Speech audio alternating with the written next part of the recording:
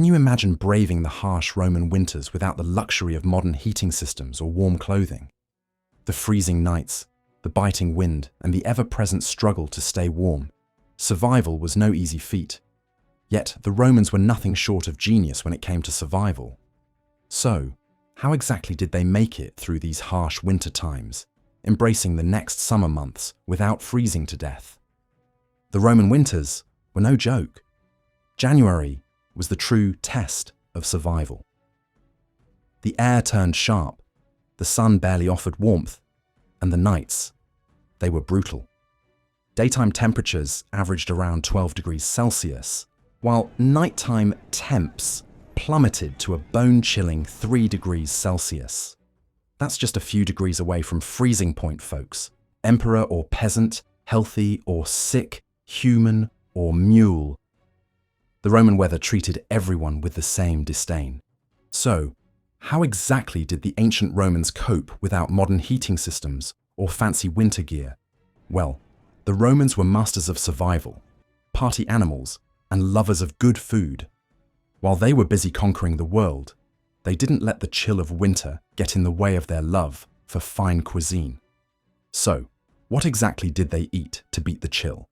Well, these clever Romans relied on warming foods and drinks to keep their bellies happy and their bodies toasty. They were wise and well-studied, and their winter menu reflected their knowledge of what worked. But here's the fascinating part. The Romans discovered that certain foods could actually generate heat in the body. They were onto something. They believed that foods high in calories and fats, like meats and oils, could produce heat in the body. And get this, they even thought black pepper had warming properties. So how did they know this? It was more of a trial and error experience, noting what they'd observed over the years, with no actual scientific evidence to back it up. And so, they'd chow down on high-calorie, high-protein, and high-fat foods to keep their bodies warm. We're talking veggies, sometimes meat, even coena, which was a warm dish packed with meat, veggies, and grains. And of course, no Roman meal was complete without a dash of spice, which is why they loved defrutum, a fruit syrup made with boiled-down fruits and spices that added a burst of flavor to their winter dishes. Kids in particular had a sweet tooth for defrutum. They loved it so much that they'd gulp down foods made with it, washed down with wine. Yep, you heard that right. Roman kids were known to drink up to half a litre of wine every day. Talk about a grape expectation. It's no wonder they were so fond of defrutum. Fast forward to today, and it turns out the Romans were actually onto something. Science confirms that foods rich in calories and fats can actually make you feel warmer. Why? Because your body needs energy to digest them. The Romans knew that food was not just fuel, but also a way to bring people together and create warmth in the midst of cold winter days. The Romans were truly ahead of their time, and their knowledge of food and its effects on the body is still relevant today. You see, in ancient Rome, mealtimes were sacred. So, while mealtimes were sacred, they weren't quite on the same level as Emperor Augustus's divine dining rituals. But hey, who wouldn't want to impress Ceres, the goddess of fertility, with a perfectly roasted chicken? The day usually began with a dawn breakfast, called ientaculum, prepared by the ideal Roman wife, who was a multitasking mastermind. She was expected to whip up a mean ientaculum, keep the house spotless, spin clothes like a pro, and manage the household with ease. But let's get real. This superwoman's life wasn't all rainbows and unicorns. If she slacked off, she might face the wrath of her husband, who was probably off farming, fighting wars, or building empires. And, sadly, she was often treated more like a servant than a partner. Unless, of course, she had a rich or influential dad, which could shift the power dynamics in her favor. After the ientaculum followed the main event, cena, a midday feast that would put our modern lunches to shame. And to wrap up the day, they'd enjoy a light supper, vesperna. Now, let's talk about the star of the Roman culinary show, pulse, a hearty porridge made from emmer wheat, salt, and fat. The rich and fancy folks would jazz up their pulse with eggs, cheese, honey, and even meat or fish. But when winter rolled around, the Romans knew they needed to switch up their diet to stay warm and cozy. And as for the winter drinks, oh, these Romans knew just the thing to keep the chill off. Muslim, a spiced wine made with honey and spices that would make even the most discerning wine expert raise an eyebrow. But that's not all. They also enjoyed posca, a vinegar-based drink made from fermented grapes or fruits, often warmed up with spices. And for those who preferred something a bit more adventurous, there was caudle, a warm spiced drink made from wine, water, and spices. Now, here's where things get really interesting. The Romans were no strangers to science, and they understood that warm drinks could transfer heat to the body through convection. They even recognized that the steam rising from these hot drinks could warm the surrounding air.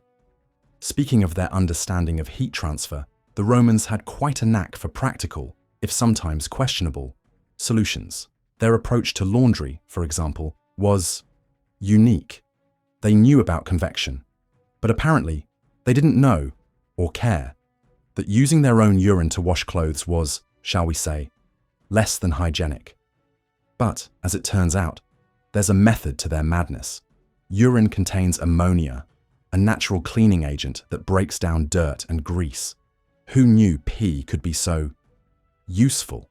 Still, we can't help but think, come on guys, using urine as laundry detergent? That's just a bit too extreme. But hey, if you think their laundry methods were extreme, wait until you hear how they preserved food for the winter. Well, they were masters of preservation. They had to get creative to keep their food from going bad. Imagine the chaos in a grand Roman kitchen where the popina, the palace maids, would run around like headless chickens, making sure meat was salted to perfection. Fish was smoked to a delicious finger-licking goodness, and fruits and veggies were pickled to a tangy, crunchy delight. They would also dry fruits, vegetables, and meats under the warm Mediterranean sun. All this prep work was for the ultimate goal, surviving the harsh winter months.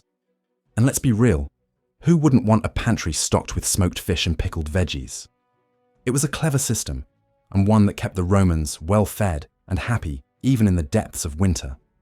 So as we can see, these Romans knew what to eat, drink, and prepare ahead properly for these winter seasons.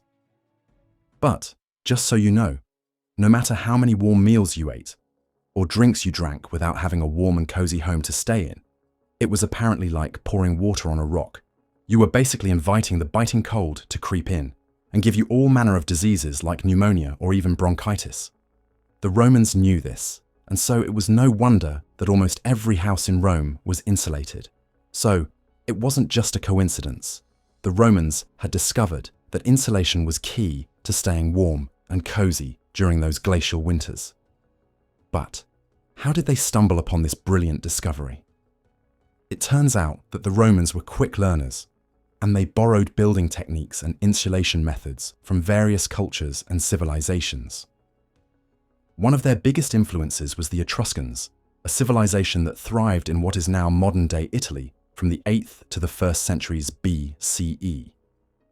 The Etruscans were renowned for their advanced building techniques, and the Roman king Tarquinius Priscus was so impressed that he incorporated many of their methods into his own building projects.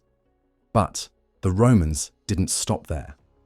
They also learned from the Greeks, who were skilled architects and builders. The Roman general Sulla even brought back Greek architects and builders to Rome, where they worked on various building projects. And let's not forget the Egyptians. They used mud bricks and papyrus-based insulation, and the Romans adopted and adapted some of these techniques. In fact, the Roman Emperor Augustus was so impressed with Egyptian architecture that he sent a team of architects to Egypt to study local building techniques and bring back new ideas to Rome. The Romans were unstoppable in their pursuit of perfection. They didn't just stop at learning, they created their own innovative building materials that would make even modern architects jealous. Take opus caementitium, for instance. This ancient concrete was a game changer made from a mixture of lime, water, and volcanic ash. It hardened to form a strong, insulating concrete that's still impressive today. But that's not all. They also made use of tufa stones, a type of limestone formed from carbonate minerals in rivers and lakes. These stones were abundant in Italy and perfect for building walls and foundations. And then, of course, there were the bricks. Made from clay and sun-dried, these bricks were used to build walls, often with a mixture of mud and straw for added insulation. Who knew that ancient Roman bricks would still be inspiring modern builders today? But the Romans knew that these materials alone weren't enough to keep their homes cozy. So they employed some clever techniques to keep the chill off. They built cavity walls with a gap between the inner and outer layers, acting as a thermal buffer to keep the interior warm. And get this, they even used a form of double glazing. 2 layers of glass or animal hide, separated by a gap, helped reduce heat transfer and keep the interior warm. These Romans were no ordinary builders. They had some serious brainpower with architects like Vitruvius, who wrote the influential book De Architectura, still studied by architects today. And they were organized too. Roman builders were part of guilds, known as collegia, which provided training, support, and quality control. No wonder their buildings have stood the test of time. The Romans were definitely the ultimate masters of engineering and architecture. I mean, can you think of anyone else who could build the iconic Colosseum in just 8 years? Or design the breathtaking Pantheon with its record-breaking unreinforced concrete dome? But let's talk about the wealthy Romans and their love for luxury. They didn't just stop at insulated walled houses. They wanted more, to stay warm and cozy in style. And so, the Romans adopted the ancient Greek method of hypocaust heating, but they took it to a whole new level. They developed a sophisticated system of underfloor heating, where hot air from furnaces or boilers was circulated under the floor to warm homes. The Romans designed their hypocausts with a series of pillars or stacks, which supported the floor above and allowed hot air to circulate. They also developed a clever system of ducts and vents to distribute the warm air throughout the building. This wasn't just limited to their homes either. The Romans used their hypocaust heating systems to warm large public spaces, like baths and temples. Can you imagine relaxing in a warm Roman bath, surrounded by marble and mosaics? The Romans truly knew how to live in style and comfort, and their innovative approach to heating has inspired architects and engineers for centuries. After the Romans, hypocaust heating fell out of favor in Europe during the Middle Ages. But it didn't disappear completely. Ancient Korea and China continued to use this clever heating system.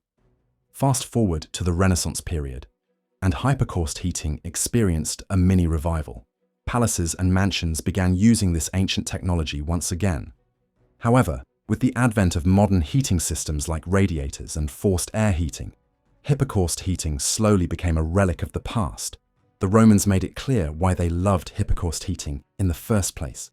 They believed it was energy efficient, using the thermal mass of the building to absorb and release heat. And, for the rich, it brought a whole new level of comfort, consistent heat that circulated under the floor and rose through the space.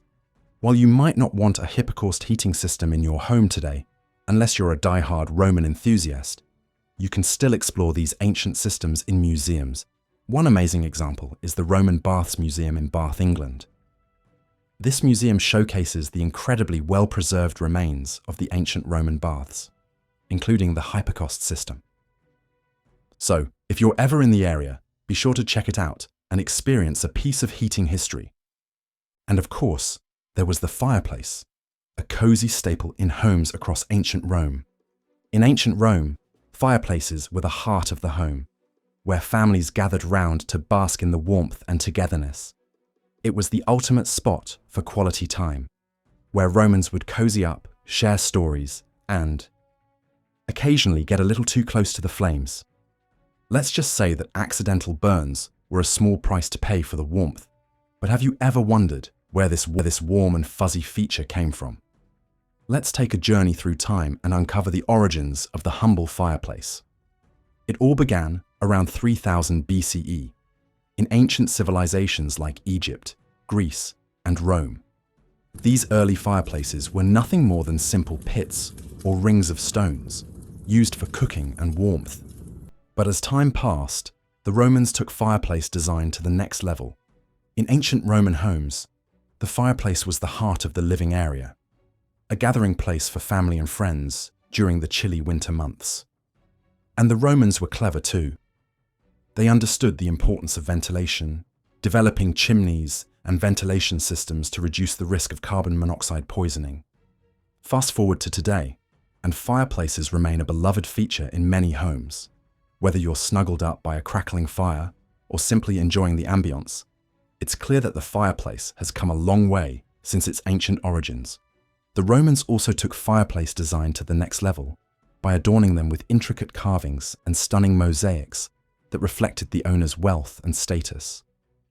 But beneath the beauty and grandeur, fireplaces had a darker side. Accidents and burns were common occurrences. Speaking of fireplaces, there was the infamous Great Fire of Rome, which raged for 6 days, leaving nothing but ash in its wake. Rumors swirled that Emperor Nero himself sparked the blaze, but that's a tale for another time. In addition to fireplaces, the Romans also used braziers to stay warm. These portable heat sources originated in ancient Mesopotamia around 2000 BCE and were used for both practical and ceremonial purposes, like burning incense and perfumes. The Romans adopted braziers to provide supplemental heat in rooms, especially during frigid winter nights. And, as with fireplaces, braziers were often decorated with intricate designs, serving as a status symbol for the wealthy elite. As the snowflakes gently fell on the eternal city, ancient Romans bundled up in their warmest attire, ready to take on the chill of winter. But have you ever wondered the type of clothing that kept them cozy during the harsh winter months? From clever clothing designs to brilliant sewing techniques, the Romans had a few tricks up their sleeves to stay warm and snug. For starters, they ditched their lightweight tunics and pileus hats, which were perfect for summer, but useless against the winter chill. Instead, they turned to their trusty sewing techniques, passed down from their ancestors, the Etruscans and Greeks. Roman tailors and seamstresses worked their magic, creating warm and cozy clothing that would keep the cold at bay. They crafted togas from thicker, warmer fabrics and wrapped themselves in woolen cloaks and capes. They wore thicker tunics and leggings and topped it all off with warm hats and gloves. The Romans also kept written records of their sewing techniques, including patterns and instructions. These records were passed down through generations, allowing Roman seamstresses to refine and improve their skills.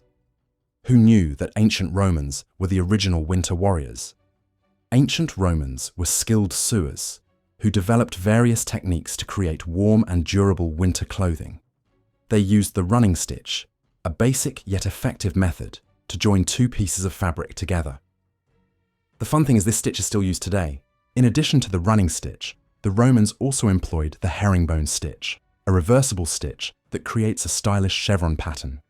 This stitch not only added visual interest to their clothing, but also helped to create a warm and durable fabric. To finish their seams and prevent fraying, the Romans used the whip stitch. This stitch was an essential part of their sewing technique, ensuring that their clothing would withstand the wear and tear of daily life. The Romans also developed specialized tools to aid their sewing. They used needles made from bone, wood, or metal, depending on the task at hand. And, just like modern sewers, they used thimbles to protect their fingers from the needle. By combining these techniques and tools, the Romans were able to create warm and durable winter clothing that kept them cozy during the cold winter months. Their sewing techniques and tools were surprisingly advanced, and some are still used today. The ancient Romans were really a clever bunch when it came to dressing for the cold winter weather. They knew that layering was key to staying warm, so they wore tunics made of wool or linen under woolen cloaks or mantles. This trapped warm air and kept their bodies toasty. Wool was their go-to material for winter clothing, thanks to its amazing insulating properties. They used it to make cloaks, hats, socks, and even obtained it from sheepskin. The Romans were also fond of using fibulae, clever brooches that fastened clothing and adjusted the fit to trap warm air. It was like having a personal thermostat. Their cloaks featured a curved fold of fabric called the sinus, which trapped warm air next to the body. This design element was pure genius, keeping the wearer warm and snug. And when it came to headgear, the Romans didn't mess around. They wore woolen caps, felt hats, and even fur-lined hooded cloaks to keep their heads and necks warm. Roman footwear was also designed with warmth in mind.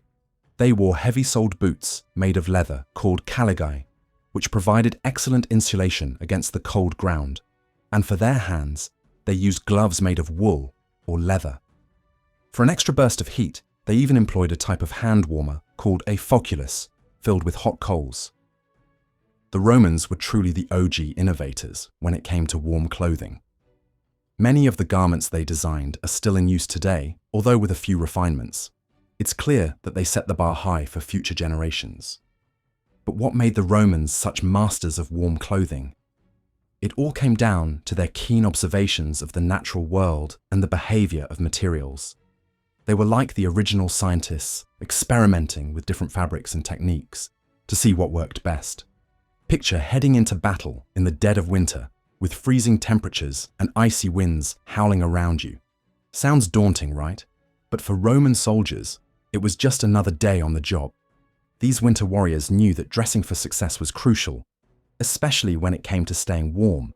Under their military kilts, they wore short trousers, often paired with a leather jerkin or felt padding to cushion their armor. And to keep their necks warm, they sported a stylish triangular scarf tucked neatly away. For added protection from the elements, Roman soldiers could wrap themselves in the sagum, a heavy-duty cloak that was also a fashion favorite among civilians. It's amazing to think that these ancient soldiers were rocking the same cloak style as the locals. But what's even more remarkable is that Roman soldiers used to wear togas to war too. Can you imagine anything more impractical for battle? Yet, the Romans were always pushing the boundaries of innovation, laying the groundwork for the techniques we use today to keep warm. In fact, the Romans were so ahead of their time that they inadvertently set the stage for modern winter wear. Who knew that their practical solutions for staying warm would influence the way we dress for cold weather today? Apart from the warm winter attires, can you just picture the joy of stepping into a warm, steamy oasis on a chilly winter day? Sounds like the perfect antidote to the cold, right? For the ancient Romans, this was a reality, thanks to their ingenious public baths, known as thermae. But have you ever wondered what sparked the concept of public baths? It all began in ancient Greece, where the idea of communal bathing first took root. However, it was the Romans who perfected the art of bathhouse design and operation, elevating it to a whole new level of luxury and sophistication. The first Roman thermae was built in the 2nd century BC, and it quickly became an integral part of Roman life. By the 1st century AD, these magnificent structures could be found in almost every Roman city, proudly showcasing elaborate architecture and ornate decorations. So, what made the Roman thermae so special? During the winter months, they became a haven for people seeking refuge from the cold. The warm waters and steamy atmosphere provided the perfect remedy for chilled bodies and minds.